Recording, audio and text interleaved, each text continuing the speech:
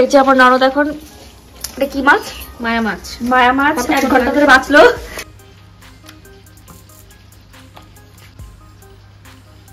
এই যে এখন আমরা খাবো হচ্ছে চাউমিন। আমাদের 2 দিন আগে থেকে প্ল্যান হচ্ছে। এই যে আসছেন আজকে আমাদের শেফ। हे प्रभु हे हरि कृष्ण जगन्नाथ प्रेमानंदे क्या हो गया জানো যে আমি সস খাই না খাও তুমি চাটো তুমি সস। আমি খাবো না। Hello everyone, good morning. তো সকাল সকাল চা না হলে না ঠিক জমে না, তো একদম আমি সকাল সকাল চা থেকে স্টার্ট করে দিয়েছি আজকের ব্লগটা। তো আগে চলো চাটা খেয়ে নিই, তারপরে রান্না বান্না সব স্টার্ট হবে।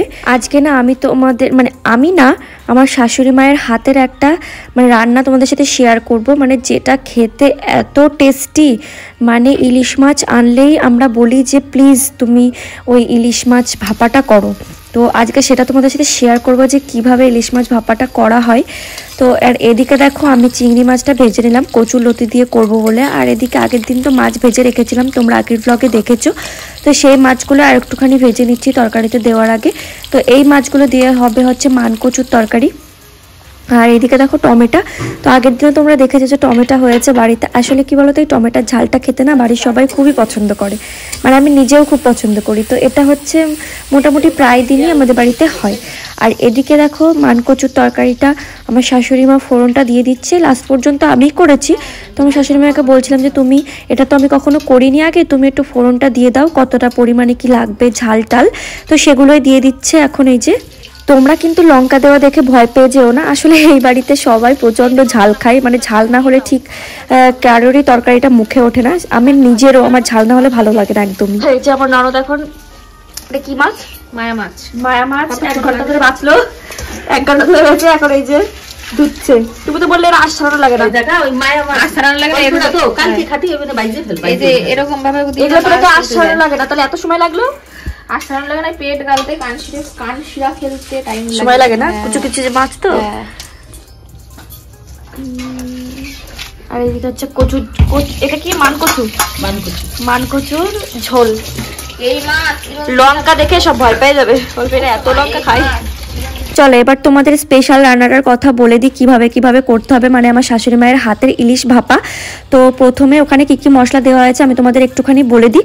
ওখানে মশলা দেওয়া হয়েছে জিরেটা একটু বেশি পরিমাণে দিয়ে, 1 কোয়া রসুন, একটুখানি পেঁয়াজ আর একটুখানি আদা কাঁচা লঙ্কা দিয়ে ভালো করে বেটে রেখেছে। আর এখানে হচ্ছে কাঁচা মাছটাই নুন আর হলুদ দিয়ে ভালো করে ম্যারিনেট করে, সেই মশলাটার মধ্যেও একটু নুন হলুদ আর তেল দিয়ে ভালো করে ম্যারিনেট করে নিচ্ছে। এই যে তো একটু বেশি বেশি করেই তেল দেওয়া হয় এই রেসিপিটাতে, একটু বেশি তেল হয় আর কি, সেই জন্যই মনে হয় টেস্টটা বেশি ভালো হয়। তো তোমরা অবশ্যই একদিন একটু ট্রাই করে দেখতে পারো, খুবই টেস্টি হয় কিন্তু খেতে। তোমরা একবার করলে মনে হবে যে না আরও করি।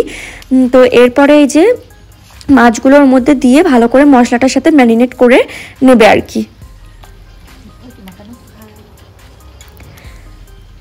তো দেখো দেখতে কতটা বেশ সুন্দর লাগছে না, দেখতেই বেশ একটা লোভনীয় ব্যাপার চলে এসেছে, আর খেতে তো আরও টেস্ট। তো ম্যারিনেট করা হয়ে গেছে, এখন এর ওপর দিয়ে একটুখানি তেলটা ছড়িয়ে দেবে, যখন ভাপাটা কমপ্লিট হয়ে যাবে, যাতে দেখতে খুবই ভালো লাগে ওপর থেকে। এরপর এখন এই যে ঢাকা দিয়ে দেবে, ঢাকা দিয়ে কড়াইয়ে একটুখানি জল দিয়ে কড়াইয়ের মধ্যে রেখে দেবে। তো জলটা যখন শেষ হয়ে যাবে তখনই ইলিশ ভাপাটা একদম রেডি হয়ে যাবে। তো এই যে একদম রেডি হয়ে গেছে, দেখো দেখতে কতটা সুন্দর হয়েছে, তাই না বলো?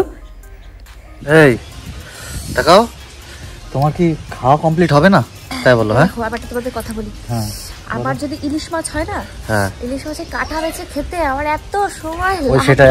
আমার খাওয়া দাওয়া সেই 2 ঘন্টা আগে কমপ্লিট হয়ে গেছে। কোন জায়গায় বলো তো? মানুষ ও তো টপাটপ খাবেই, মেয়েরা হচ্ছে সবকিছু একটু নম্র ভদ্র শান্তভাবে করে, তাই? আচ্ছা ঠিক আছে, শান্তভাবে করো। তা এখনো তো 2 ঘন্টা ধরে খেতে হবে, ঠিক আছে? আর তুমি সবে মুখটা ধুয়ে এখানে বসলে, তুমি কি করে বললে 2 ঘন্টা আগে তোমার খাওয়া হয়েছে? তো 2 ঘন্টা আগে তো খাওয়া হয়ে গেছে। সবে কোথায় প্রায় ধরো 10-15 মিনিট হয়ে গেল। তো খাওয়া দাওয়া শেষ করে আমি একদম স্নান করে তোমাদের সামনে চলে এসেছি। তো এখন আমি ফার্স্টেই ড্রায়ার দিয়ে চুলটা শুকিয়ে নিচ্ছি, কারণ শীতের সময় একেবারে ঠান্ডা আমার ছাড়াতেই চায় না, ঠান্ডা লেগেই থাকে, পুরো শীত জুড়ে আমার ঠান্ডা লেগেই থাকে। তো সেই জন্য আগে যেটা আমার কাজ স্নান করেছে চুলটা শুকানো, তো চুলটা আমি শুকিয়ে নিয়েছি। এবার শীতের সময় যে কাজগুলো আর কি সবার থাকে স্নান করার পরে সেগুলোই করে নিচ্ছি। ময়শ্চারাইজার, তারপরে বডি লোশন সব মেখে নিচ্ছি ভালো করে।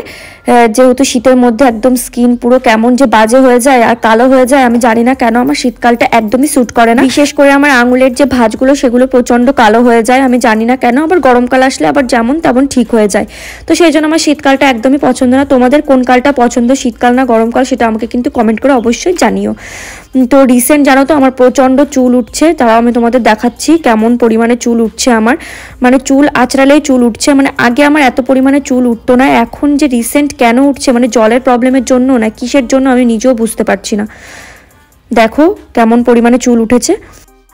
তো এখন চুলটা কিছুক্ষণ ছেড়ে রেখে রোদে বসবো, মানে স্নান করার পরে চুলটা বাঁধা, মানে এখনও তো আমার পুরোপুরি চুলটা শুকায়নি, তো সেই জন্য এখন চুলটা ছেড়ে আমি রোদে বসবো গিয়ে। তো তারপরে তোমাদের ভিডিও কিছু শেয়ার করতে পারিনি। তারপরে চলে এসেছি একদম সন্ধ্যাবেলায়। দেখো এখানে আমরা এখন বানাবো হচ্ছে চাউমিন। এই যে এখন আমরা খাবো হচ্ছে চাউমিন। আমাদের দুদিন আগে থেকে প্ল্যান হচ্ছে যে আমরা চাউমিন খাবো, তো এখন আজকে সেই চাউমিনটা বানাচ্ছি। এই যে হ্যাঁ, আর এই জলটা কি গরম জলটাকে টকবক করে ফুটার পরে দিতে হয় নাকি আমতা উষ্ণ গরম জল দিতে হয় আমরা জানি না কেউ। টকবক করে ফুটবে তারপরে দেবো। এই যে আসছেন আজকে আমাদের শেফ। পাস্তা মশলা, মানে আমরা চাউমিনে হচ্ছে পাস্তা মশলা দিয়ে খাবো, কিন্তু চাউমিন মশলা আলাদা। বাড়িতে দুজন আছে যারা হচ্ছে খাসির মাংস খায় না, আমরা খাসির মাংস দিয়ে প্রেস্টিজের নাম বললাম মাংস দিয়ে, আর তুমি বলো চর্বি দিয়ে। ওই যাই হোক, চর্বি দিয়ে হবে চাউমিনটা আজকে, কারণ এনার খেতে ইচ্ছা করছে।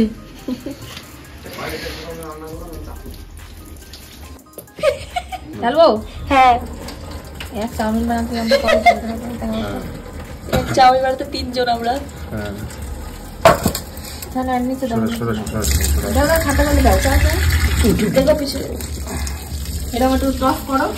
আজকে কিন্তু চাউমিন রান্না থেকে আমার একদমই ছুটি, মানে আমার ননদ আর নন্দাই মিলেই আজকে চাউমিনটা রেডি করবে। আমি শুধু দাঁড়িয়ে দাঁড়িয়ে একটুখানি হেল্প করছিলাম আর ভিডিও করছিলাম।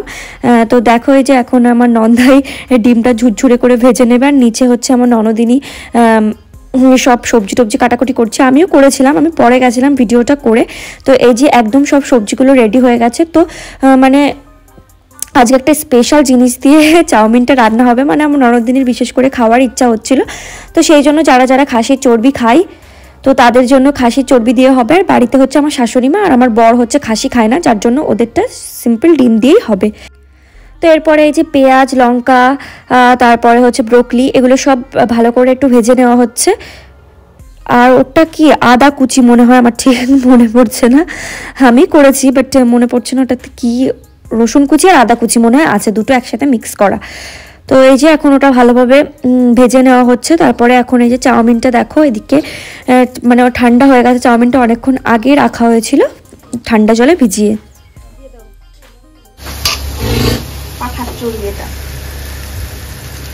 হরে কৃষ্ণ হরে কৃষ্ণ হরে কৃষ্ণ হরে কৃষ্ণ। हे प्रभु हे हरि कृष्ण जगन्नाथ प्रेमानंद क्या हो गया, ये क्या जा रहा है कढ़ाई पे, कढ़ाई पे क्या जा रहा है, সেটা বড় কথা না, ওটা তো টেস্টটাই বড় কথা, টেস্টটাই বড় কথা, খাওয়া গেলে হলো। জানি কিরকম টেস্ট হবে। তো এই যে এদিকে খাসির চর্বিটাকে একটু ভালো করে ভেজে নেওয়া হচ্ছে। তোমরা কারা কারা খাও আমাকে জানিও, আমি খুব ভালো খাই না, কিন্তু এখন নতুন একটা রেসিপি হচ্ছে বলে ভাবলাম ট্রাই করে দেখি কেমন লাগে। মানে যে খুব খেতেই হবে খুব ভালো লাগে সেরকম কিছু না।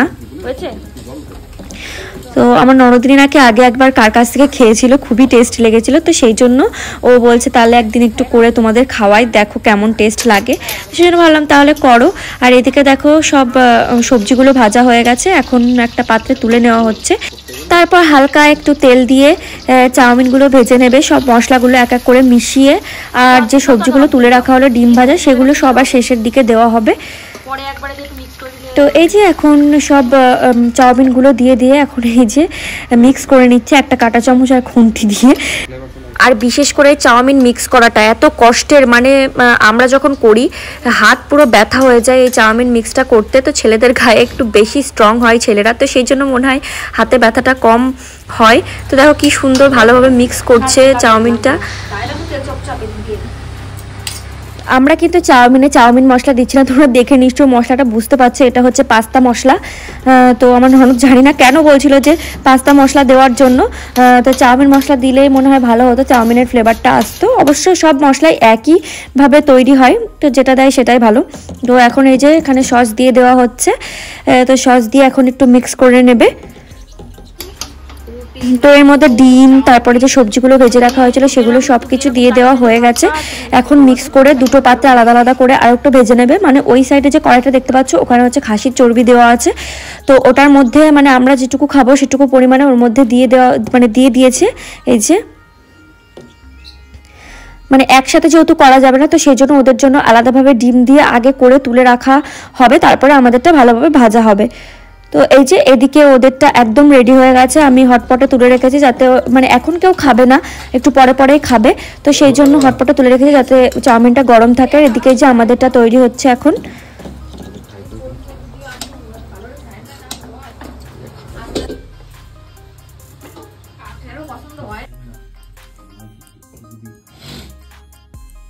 সস দিয়েছো কি করতে? তুমি সস খাও না? জানো যে আমি সস খাই না। না খাও না, তুমি চাটো চাটো, তুমি সস। আমি খাবো না, সস এত আক্কার ভালো না, ঠিক আছে খাবো না। কাসুন্দি দাম চাইতে কাসুন্দি আমি চেটে একটু খেলে তাহলে খাও। কাসুন্দি নিয়ে আসো, খাবো না। খাও খাবো না। খাও। এত নেছো কেন? এখন 9টা বাজে, কোন সময় এই খেয়ে ভাত খাবো? কোন সময় ভাত খাবো কি বিরিয়ানি খাবো?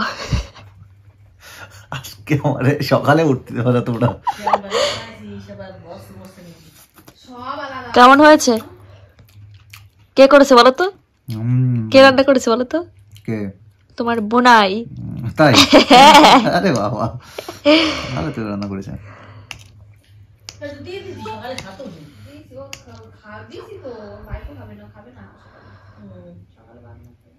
হবে।